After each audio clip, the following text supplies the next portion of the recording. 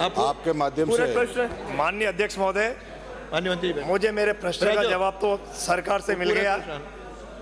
प्राकृतिक आपदा में जो किसानों का जो नुकसान हुआ था वो मुआवजा तो आपने दे दिया है, पर प्राकृतिक आपदा में जो मकान क्षतिग्रस्त हुए, जो जानवर मरे, उनका मुआवजा अभी तक सरकार ने नहीं दिया है।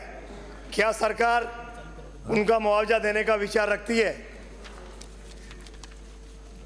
माननीय अध्यक्ष महोदय, मैं आपके माध्यम से ये निवेदन करना चाहूँगा कि विधानसभा क्षेत्र खानपुर में 2021 से वर्ष 2024 तक प्राकृतिक आपदा व खरीफ फसल बाढ़ व में 7D खराबा के रिपोर्ट के अनुसार 81,822 हेक्टेयर में जो नुकसान हुआ था, उसमें से 82,773 हेक्टेयर में 33% जो नुकसान हुआ उसका हमने भुगतान कर दिया है और पंचायतवार परिशिष्ट अपर संलग्न है। अध्यक्ष महोदय, ये जवाब तो मुझे मिल गया। अगर पूरक प्रश्न मेरा मंत्री जी से प्रश्न है कि प्राकृतिक आपदा में जो बाढ़ आई, भीमसागर डैम के जो गेट खोले गए थे खानपुर विधानसभा में, उसमें फसलों के नुकसान के साथ साथ कई लोगों के मकान, जानवर बह गए थे, उनको मुआवजा सरकार ने अभी तक क्यों नहीं दिया?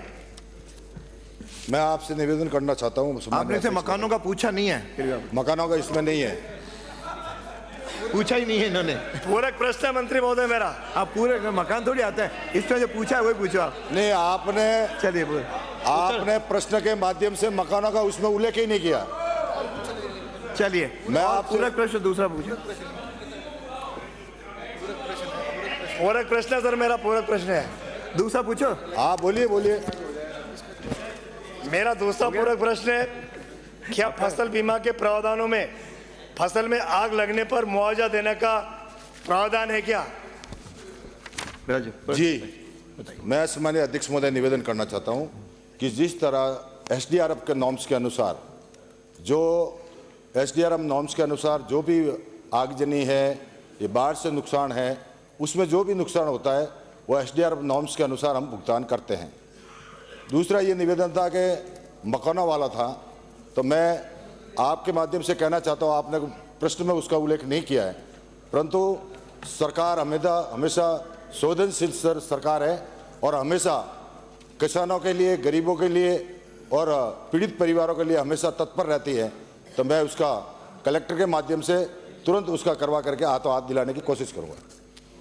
चलिए, अगला प्रश्न है श्री सुखवंत सिंह।